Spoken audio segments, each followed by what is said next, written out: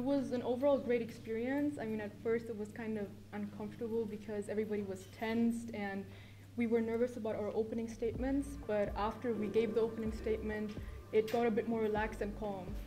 Yeah, and for me, for example, I was a bit scared at the beginning and kind of very overwhelmed, but with the help of our teachers and our advisors, we definitely got a clear view of what we were supposed to do, and by the end of it, we were able to just have fun and collaborate on ideas with the others.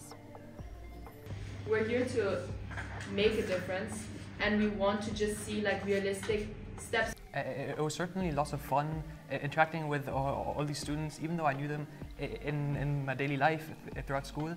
I never actually interacted with them, but now I also had a chance to talk with them, and I also learned more about G20 itself and all the policies around the world and the actual relationships between the countries and what's going on in the health area and other areas as well. I definitely agree. I mean, it was very good to interact with students that you don't interact as much with in your daily life outside of your little friend circles in school.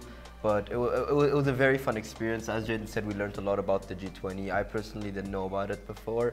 And yeah, I got the amazing opportunity of getting a country which is relatively major in terms of like options or like what they can do and have done. After today, I've learned the difference between what a G20 is and MUN, and I've learned the great differences between them. They're both really great and different yet important experiences to have.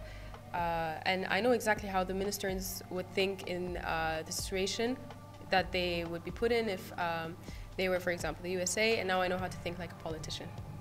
I really learned a lot today. It was a great experience. Also learned how they view things, and you learned more about the country you represent and how they view on is on specific topics like global health. I think it's most important to listen to the students themselves, which is why simulations like these are good, because it enables students themselves to express their opinions and their ideas. So I think it's key to listen to the students. Engage the students. I mean, this is a perfect example of how you can engage students in these discussions, but also give students a voice. Not only listen to them, but show them that what they say has an active effect on overall school environment, but also school-based decisions. I must say it was my first ever experience to do a simulation exercise with students in a school, and I've seen it obviously real life with ministers of health and leaders over the last 9 years. So I was surprised very positively. You never know how much they have an attention for a health topic especially, and they were so energized and really had concrete ideas, and that was refreshing to really listen to their voices, because sometimes in a G20 platform we speak at 30,000 feet, and the ministers and the kids here, they really have real life examples, they're passionate about it, and I think they can really drive some impact with some of the ideas they came up with today. Thank you. Thank you for making it possible for our students.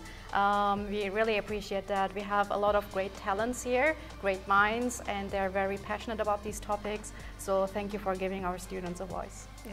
And I think the students and the teachers can be very proud of their students here. They really make hope for the next generation as well.